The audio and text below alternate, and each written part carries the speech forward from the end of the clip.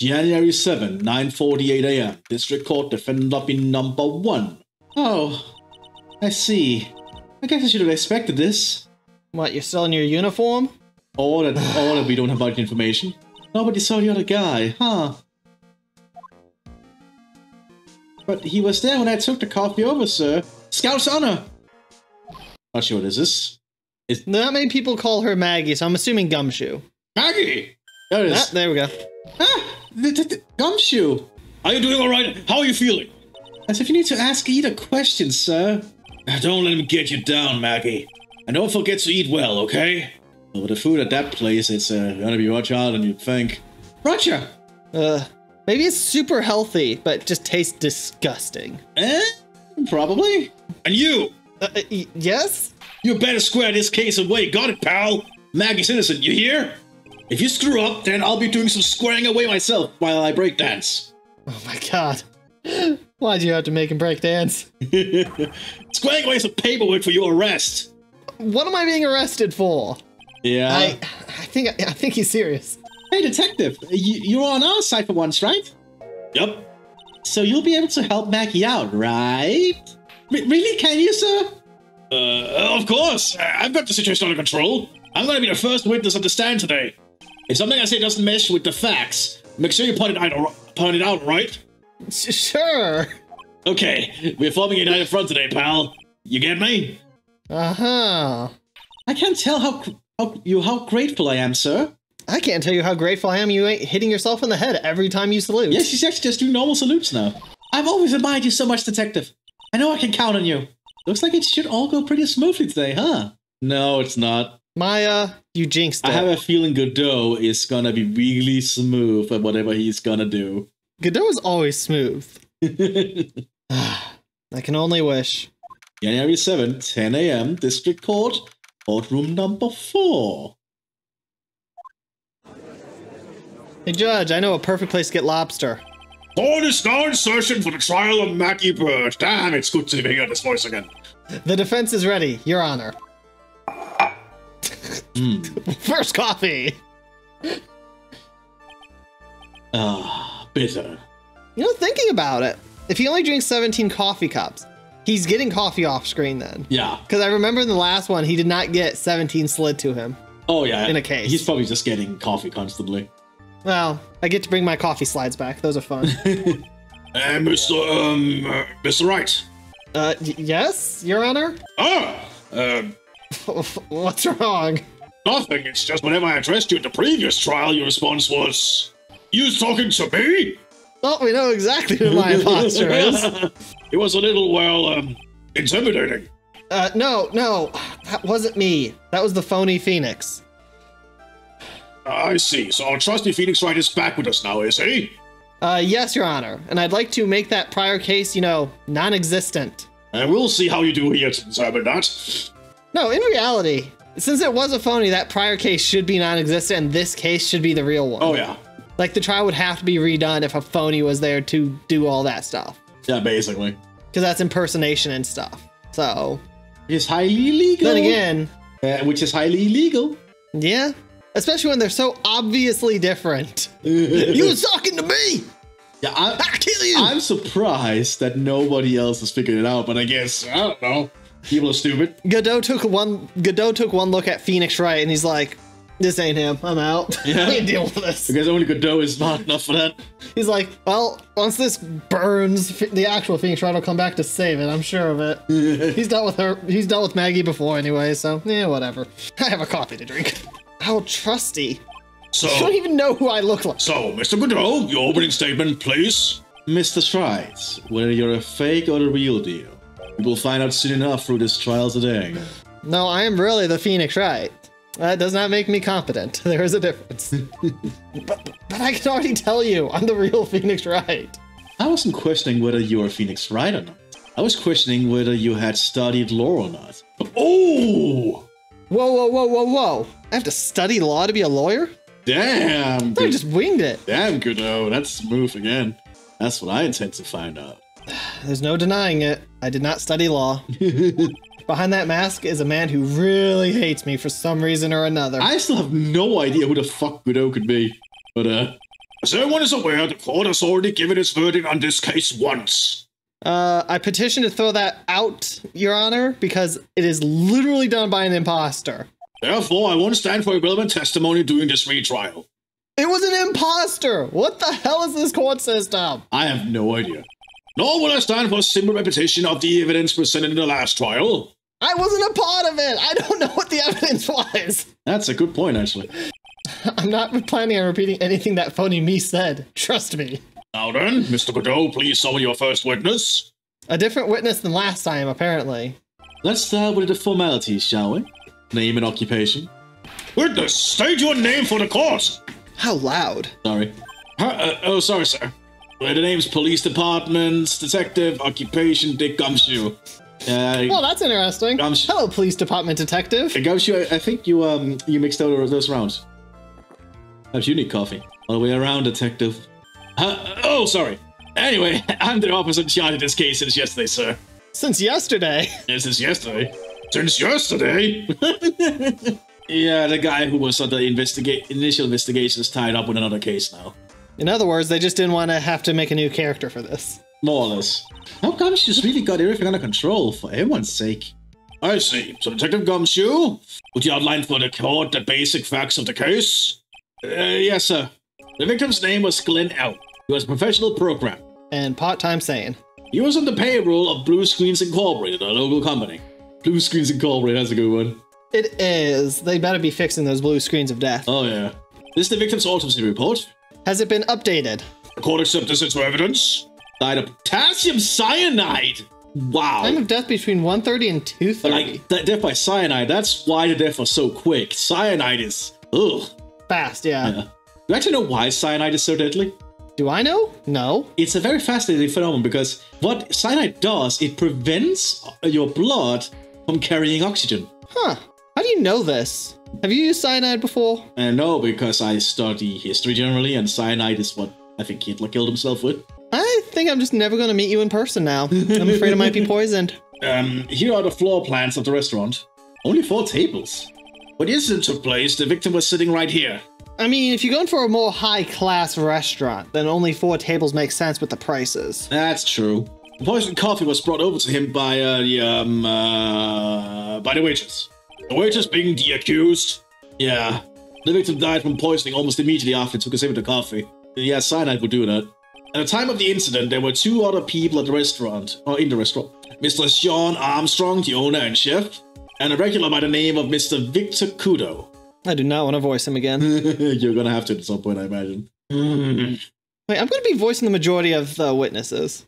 Jats. It still seems to be a very straightforward case to me. X equals victim C. Okay. Come, detective. Take up this hammer and nail the defendant's coffin shut with your own 2 hands. Damn, that's smooth. Now then, Detective Gumshoe, let's have your testimony. Yes, sir. The incident. When the incident took place, the victim was alone at his table, sir. We understand that the guy, Glenn Elk, was listening to the radio at the time. Traces of poison were found in his coffee cup, and what we found was potassium cyanide. That's not really packs a punch. And, it looks like Mrs. Bird might have, well, some kind of motive. Using the dark aromatic depths of coffee to conceal the poison. Classy lady. Yeah, because that's the thing about cyanide. It is not very easy to conceal. Like, you can very easily spot if something has been poisoned with cyanide, I'm pretty sure. Like, you can smell it and stuff like that. I was going to say, which means that green bottle did not have cyanide in it then. Because it has no smell. If cyanide has a smell, it's not in that bottle. That is true. Huh. But if cyanide doesn't have a smell, then maybe it's just really obvious when something's been poisoned with it. But it doesn't necessarily have a smell. That's true. The facts of this case seem to be ironclad. No, they don't.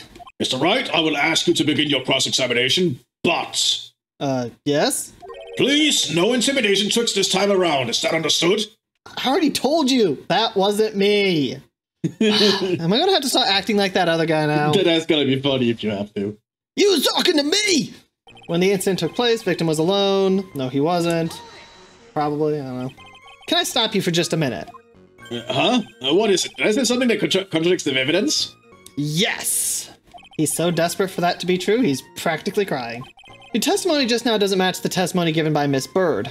She claims that there was another man at the victim's table. Yeah, that's what she said. And What killer wouldn't say that when faced with a homicide conviction? Hey, you know one thing I love about Godot, that one pose that he did just then? Is his hand is out for coffee. Yeah. They were so lazy. They just have the bar cover it. They just used the Great. same animation. Sadly, her testimony isn't supported by the owner or the other customer. Isn't that right, Detective Gumshoe? yeah, it's true. The two testimonies tie up on that.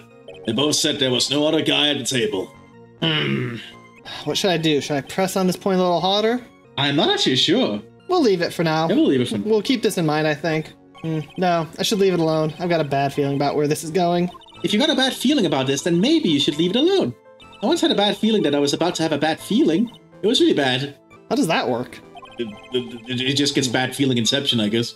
Maybe I should move on to another part of his testimony. I want to know more about the radio.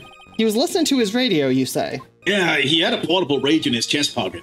Maggie told us that too, didn't she? Alright, for our younger viewers who don't know what a portable radio is, it's like a cell phone, but with only one purpose. To listen to the radio. Exactly.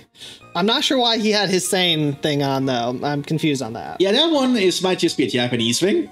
Like, I still don't know why you would have that as, like, a headphone, of all things. Oh yeah, like I have no idea, right? So, headcanon. Glenn Elg is an anime nerd who loves Dragon Ball Z. well, seeing as he was a computer programmer, that's probably quite true. Something about how one of them had some sort of earpiece. What should I do? Should I press on this?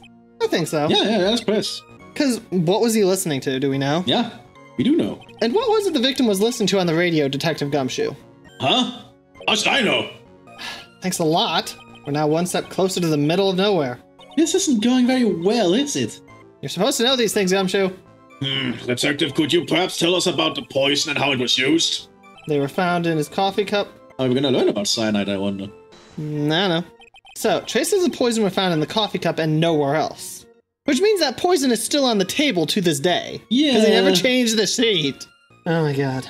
Not sure I get you, pal. Was the poison a liquid? Or was it a powder? He said potassium. If I had to put it in layman's terms, I'd say it was a powdery substance. Yeah, because he said potassium. So the poison could have been in anything that was on the table. Sugar, salt, pepper. Aha, more coffee. Do you put salt and pepper in your coffee, Trey? Perhaps.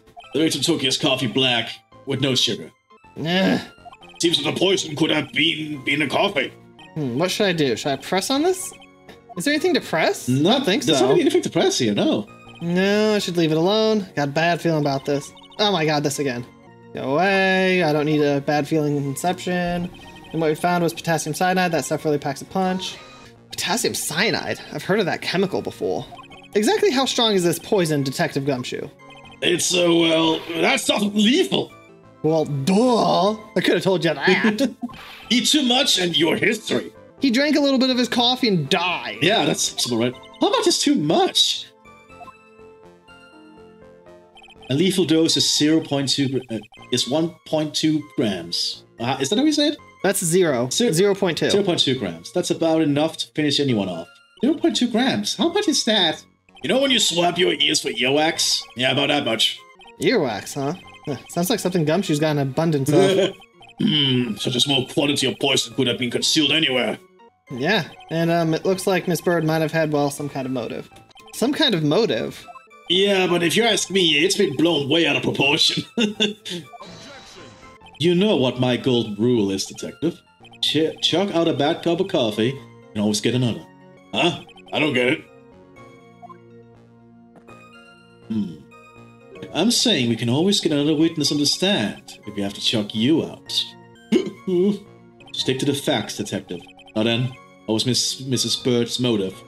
Come on, Gumshoe. They said she wanted to steal a lottery ticket. I'm trying to figure out their logic on this. Like, it's one thing to have a motive to steal a lottery ticket. It's a whole nother motive to carry cyanide on you everywhere you go. Yeah, like, where did she even get potassium cyanide? That's not something you could just find.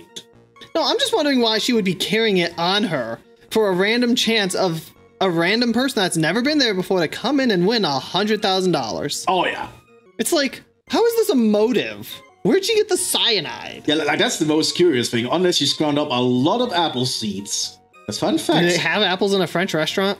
Probably, but here's a fun fact. Where do you think cyanide comes from? It comes from apple seeds. Damn, apples.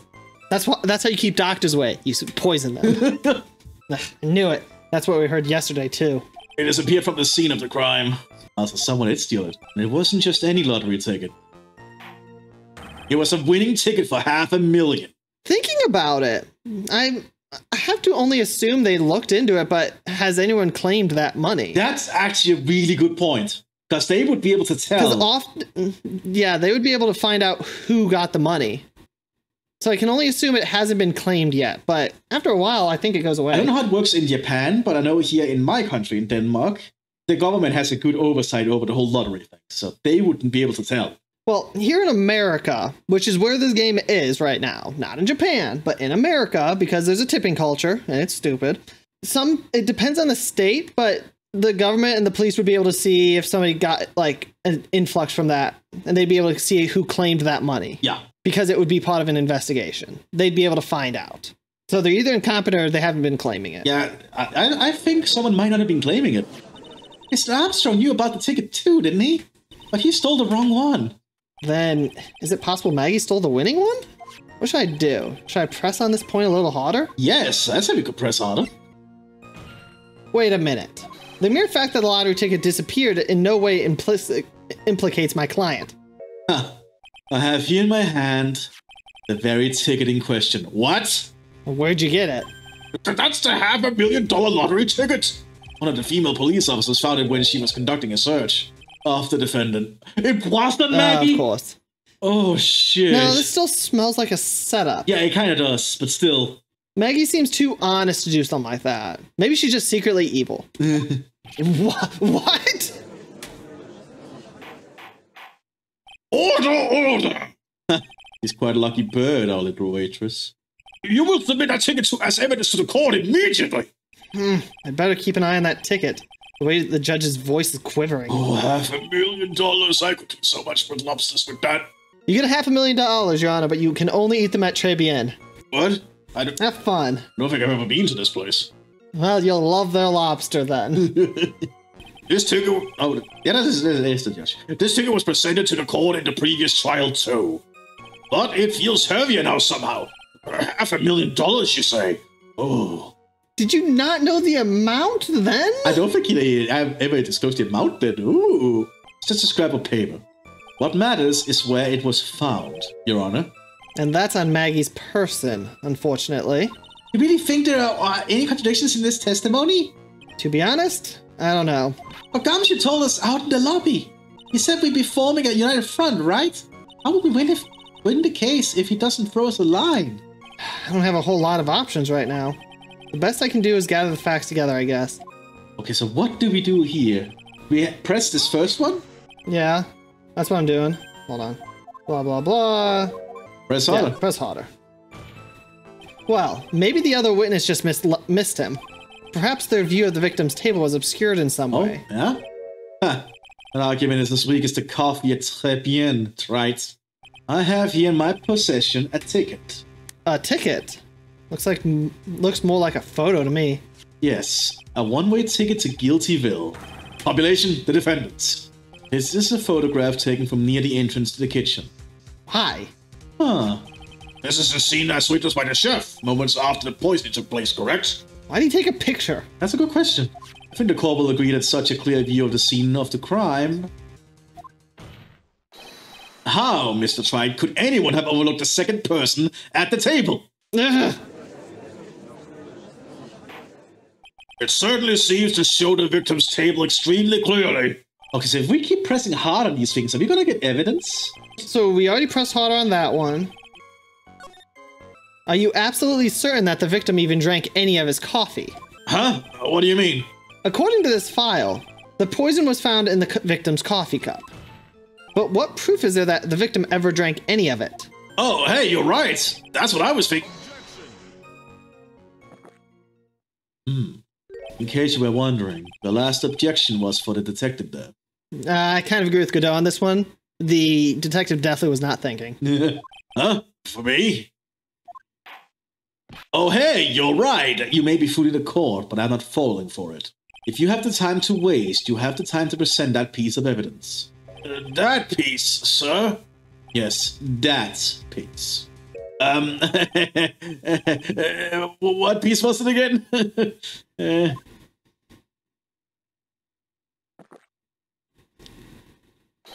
This.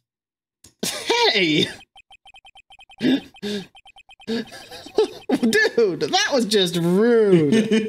I didn't do anything this time. Should I be grateful this coffee's only hot enough to give me first-degree burns?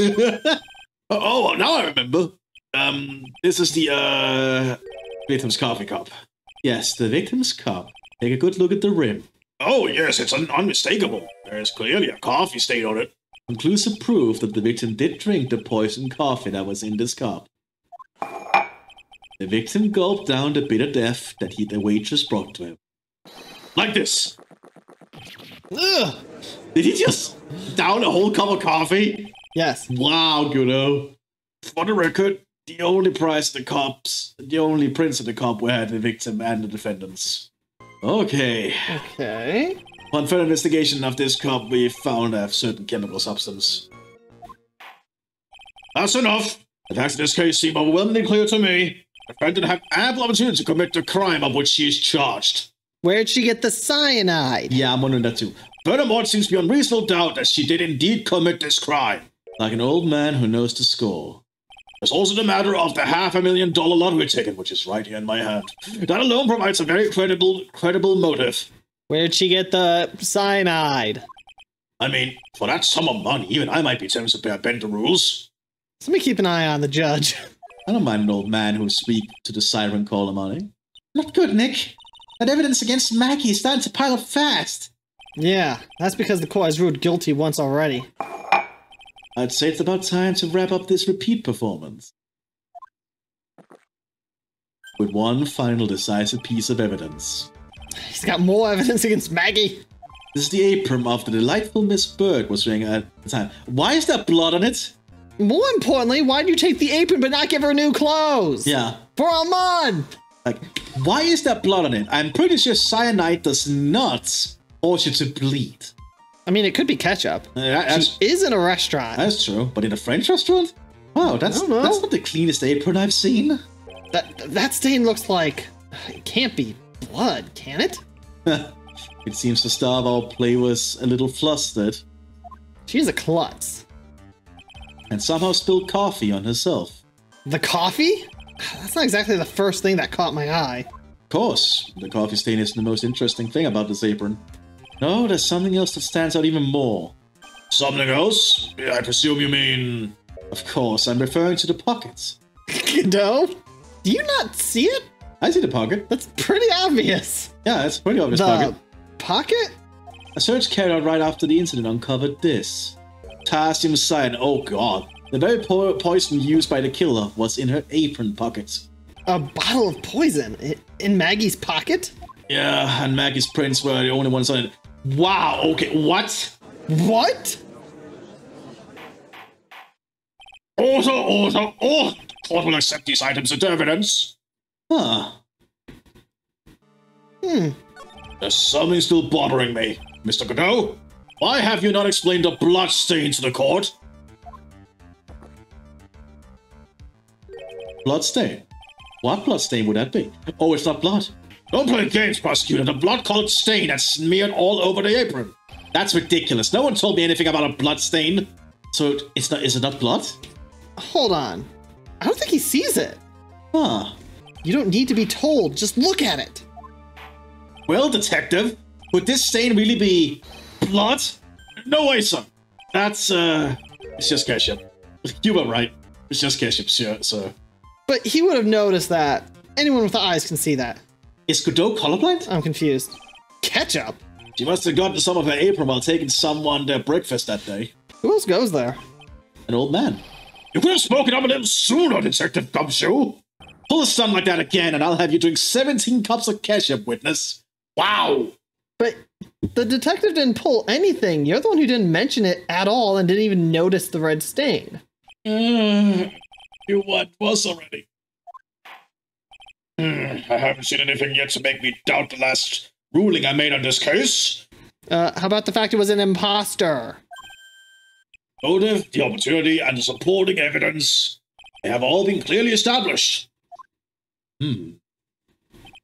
Well tried. It seems you really are a phony after all. Ugh, you really know how to drive a man nuts. Witness, please continue your testimony. Describe for the court the crime scene and the findings of your investigation there. Oh, wow, this is going long. Yeah, well, we just had to power through it. Investigation. The crime was reported at 2:25 p.m. by a kind of scary old man, sir. Oh, so Kudo reported the crime. Poor Maggie had passed out from the shock. It must have been real tough for her. The victim didn't have any identification on him, but we figured out who he was pretty quick, and then the investigation went smoothly. When Maggie was searched, we found the lottery ticket and the bottle of poison, which could clearly have been planted. Except that there's no other fingerprints. And that was it. There was nothing else missing from the crime scene. This is such a weird case. Yep. You identified the victim and secured your prime suspect. Very good. Last chance to convince the court you're a real lawyer, right? Don't count on any more cross-examinations after this one, so let the fun begin. Uh-huh. Crime was reported at 2:25. We know what's... This is weird. Why is there such a gap in time of death, then? That is actually... Yeah, why is the gap so high? Especially because it's cyanide, potassium cyanide. Scary old man. Detective Gumshoe? There's an old man who's a regular at the restaurant where the incident happened. Ah, we're obviously talking about the same old man. Officers were dispatched right after the report came in, but the old guy still made a fuss. What took you so long? And then he hurled abuse at them and seats. Seats. It was nothing. I caught each one with my teeth. Wait, does that mean Godot was there originally? Well, wait, what's Godot? Then why wasn't he the prosecutor? That is fascinating. I guess not even the mighty Godot can avoid being attacked by that guy. The old man was the only other customer in the place at the time. He took his time finding a payphone, apparently. So he was late reporting the crime. He was late reporting it? That is some big information right there. Yeah, she passed out from the shock. I mean, if you're poisoning somebody, why would you be shocked that they die? Yeah, like that is a little bit of a surprise. How long was the defendant unconscious for? The officers got to the crime scene at around 2:40. Maggie was still out cold in the kitchen at that time. So she was moved? Oh, yeah, she was moved. It took another 10 minutes or so before she came to. I would have liked to have been on the scene myself. I bet you would have liked to have carried out the search, too. I would have loved to see Maggie asleep like that. All pretty and peaceful. You're a professional detective. Gumshoe. Not a professional bird watcher. Say the romantics for your own time, detective. All we need to know about is the investigation. Oops, I guess I'm pretty red right now, aren't I? The victim didn't have any identification on him. Interesting. He didn't have any. Are you saying that it was stolen then? No, I don't think so. The victim didn't have a driver's license or even a credit card on him, pal. So he was paying in credit. Not in credit, in cash. All he had was 58 cents in his wallet. Wait, he couldn't be able to pay in cash then? Yeah, there's no way he would have been able to pay. He had no money on him. Yeah. Don't you pay after you've drunk or eaten? You don't pay before, right? As far as I'm aware, yes. I mean, when I went to Bob Evans the other day, we definitely didn't pay until, we finished. Yeah, that's how it should be. 58 cents? Yeah, I can't believe I found someone with less in their wallet than me, pal. The victim sounds like he was a fully miserable young man. Or some kind of outlaw. Want to give him a bit of an edge. I think I'm onto something here. Yeah, we got something going on there. Do we have anything that does anything with that, though? Yes, we have the food. I mean, yeah, but he only got a coffee, but it is expensive. Yeah, like he would not have been able to afford anything if he only had 58 in his wallet. 58 cents. Yeah, so that would be the victim didn't have any identification. Okay. You figured out who he was quick? Wait a second. Did I say something dumb again? Let me paraphrase what you just testified to this court. The victim didn't have any form of ID on him. That's basically what you said, yes? Yeah, basically. In that case, how were you able to identify the victim so quickly? Oh, Dad. He's so let down. He's got the whole sagging shoulders and puppy eyes thing going on. There was a prescription bag on the victim's table along with a lottery ticket. A prescription bag? Seems Mr. Glenn Elk visited his doctor before he went to try again. We got the victim's name from the medical records of the doc who prescribed the meds. That's a reliable enough source for the court. What should I do? Should I leave this alone or ask to hear more? I would say ask about the prescription. Why would I need to know about his health insurance? And that's a weird one. We'll keep an eye on this one for later. So what sort of medicine was in the bag? Well, actually, the bag we found was empty. Huh? Yeah, completely empty. It was completely empty. That is interesting. You're entering an empty paper bag as evidence. Desperate are you, right? Why would it be empty if they got it from the doctor before going there? Yeah, that's a good question. Would the doctor know what would be in the prescription? What happened with the investigation after that, Detective? Maggie was searched, we found the lottery ticket and the bottle of poison. But the defendant had been passed out for a while, correct? In that case, isn't it possible someone planted the evidence in Maggie's pocket? Hey, yeah, you nailed it, pal. Happens to me all the time. What, stuff gets planted when you're knocked out? Yeah, at the department party the other day, and when I got home, I was wearing the boss's shoes. Wow, okay. Keep up this crazy testimony, Detective, and those shoes will end up down your throat. Oof. Sorry. So try. Someone planted the evidence in Maggie's pocket. That's a pretty bold statement. Care to back it up with some evidence? Well, I'd love to if I had any. I guess you have no evidence to support your theory, Mr. Wright. Continue with your testimony, witness. And that was it? There was nothing else missing from the crime scene. So, the $500,000 lottery ticket and the account and the bottle of poison were accounted for. Yeah. Interesting. It's true that those two items are accounted for, but wasn't there another lottery ticket that was stolen that day? Oh, yeah. The one that the restaurant owner took. He won a whole dollar with it. What a lucky guy, huh? And they're just going to let him get away with it? It was just $1, Detective. I guess no one cares when it's that little. Except for Gumshoe. It probably costs more to buy the ticket than it actually, Oh, yeah. Can guarantee that. Ugh, I don't find a hole in this testimony. The judge is going to hand down his verdict. Gumshoe isn't giving us anything to work with. And we can't find any contradictions if he doesn't give us something. Yeah, that's true. But Maggie and Gumshoe are like Dumb and Dumber. Hey, that's mean to Maggie. Our only hope is that they were so dumb they missed something obvious. Yes, and they did. Come on, Gumshoe, be the dumbest you've ever been. At the accounted for thing, show the newspaper or the sports magazine. Because how did they miss that? Yeah, they missed the sports magazine. Really? I don't think so. Really? I'm not going through this shit. It's not baseless. How is that not it? Not having any identification was the money thing, so... Nope. Really? Do we have to do the thing where we have to press harder? Like one of the things we saw at the start?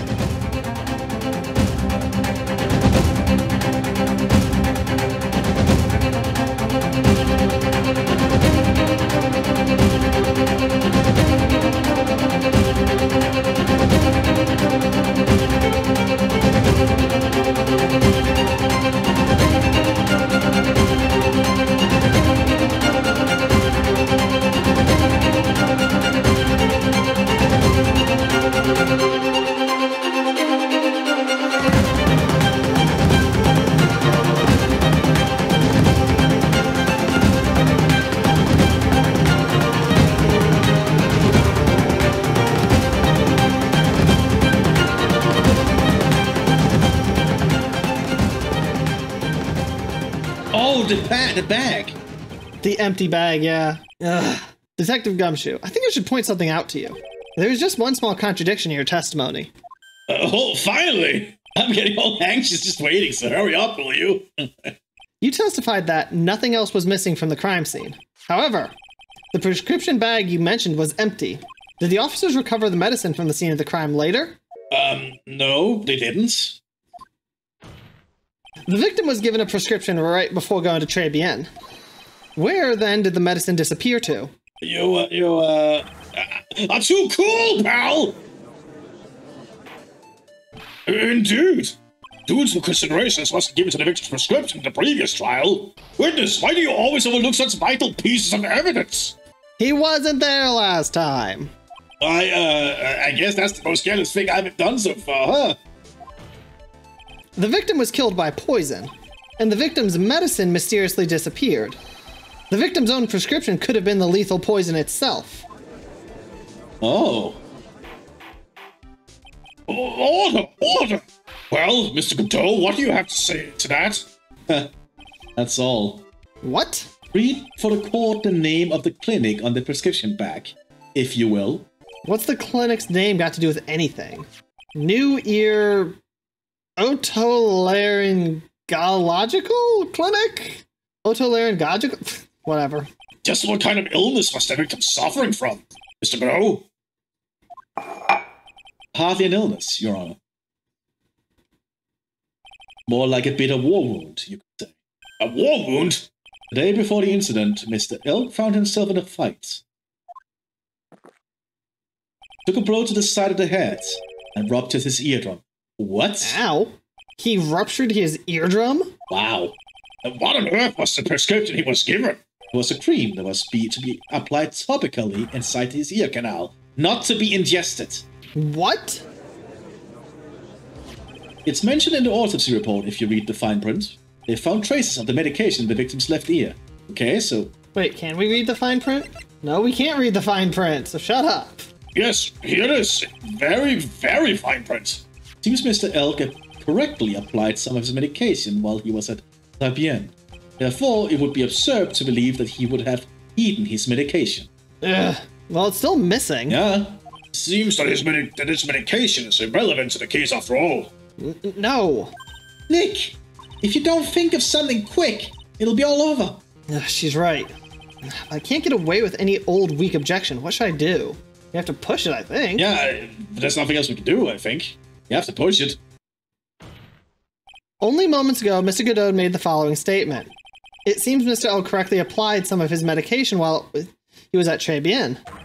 If that's the case, then why was there no medication found at the scene of the crime? But the medication in question was for topical use inside the ear canal. That doesn't change the fact that it could not be found at the crime scene.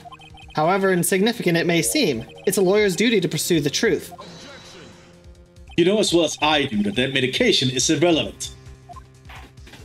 It hardly seems likely that a prescription drug would contain potassium cyanide. It hardly seems likely that the coffee the waitress served would contain it either.